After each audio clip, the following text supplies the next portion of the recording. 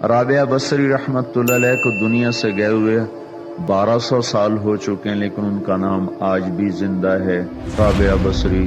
رابعہ بصری نہ کوئی شہزادی تھی، نہ کوئی ملکہ تھی، نہ کوئی وہ خوبصورت تھی، نہ کوئی خاندانی تھی، بلکہ عورت ہونے کے لحاظ سے ہر عیب اس میں تھا۔ ان کی عادت یہ تھی، وہ روزانہ عشاء کی نماز کے بعد غسل کر کے کپڑے بدل کے اپنے خامند سے پوچھتی آپ کو میری ضرورت ہے؟ اگر وہ کہتے کوئی نہیں ہے تو پھر پوچھتی مجھے اجازت ہے؟ وہ کہتے اجازت ہے تو پھر مصلی پہ کھڑی ہو جاتی اور فجر کی نماز تک مصلی پر کھڑی رہتی تھی۔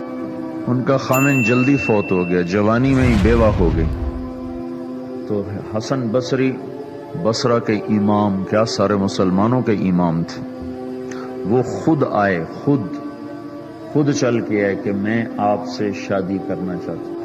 وہ کوئی شادی کا شوق نہیں تھا ان کو، وہ تو اولاد کے قابل نہیں، شکل صرف ان کی نیکی اور ان کا جو اللہ سے تعلق تھا، ان کو یہ لالچ ہوا کہ یہ میری بیوی ہو جائے تو اس کی طفیل شاید میری بخشش ہو جائے۔ تو ان کے پاس آئے، کہنے لگے رابعہ میں آپ سے شادی کرنا چاہتا ہوں، خود پیغام لے کر آئے۔ تو انہوں نے فرمایا میری 4 باتوں کا جواب دے دو تو میں شادی کر لیتا۔ کہنے لگے کیا؟ کہ یہ بتاؤ میں جنتی ہوں کہ دوزخی ہوں؟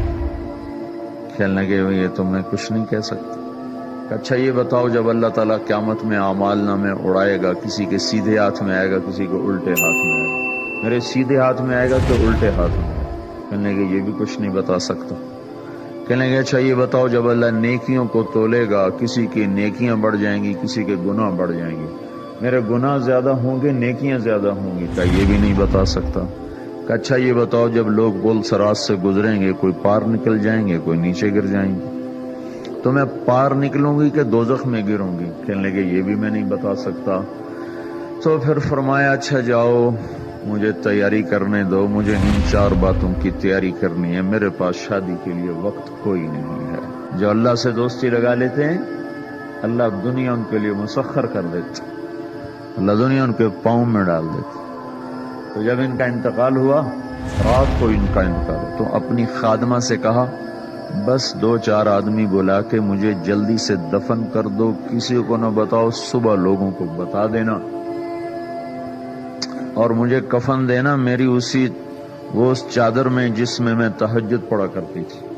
تو انہوں نے راتوں رات دفن کر کے صبح اعلان کیا، شور مچ گیا، ہائے کیوں بتایا، کیوں نہیں بتایا، کیوں؟ تو اگلی رات ان کی خادمہ نے ان کو خواب میں دیکھا، سبز لباس پہنا ہوا، حسن و جمال، سورج چہرے پہ چمک رہا۔ پوچھا آپ کے ساتھ کیا ہوا؟ کہا میرے اللہ نے میرے ساتھ بہت عمدہ معاملہ کیا۔ کہا آپ کی وہ چادر کہاں گئی جس میں آپ کو کفن دیا تھا؟ کہا وہ اللہ تعالیٰ نے اتار لی ہے اور مجھے جنت کا جوڑا پہنایا ہے، اور اس چادر کو اللہ نے سنبھال کے رکھا ہے، جب قیامت کے دن میری نیکیوں کو اللہ تولے گا تو اس چادر کو بھی اس میں تولے گا۔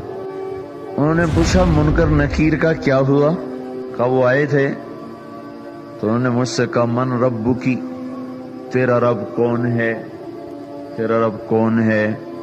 تو میں نے منکر نکیر سے کہا جس اللہ کو 40 سال نہیں بھلایا اس کو 4 ہاتھ زمین کے نیچے آ کر میں بھول جاؤں گی؟ کہ جس رب کو 40 سال میں نہ بھلا سکی اس کو 4 ہاتھ زمین کے نیچے آ کر میں بھول جاؤں گی؟ تو منکر نکیر نے کہا اب اس کا آگے کیا حساب لینا، چلو بھائی واپس چلو۔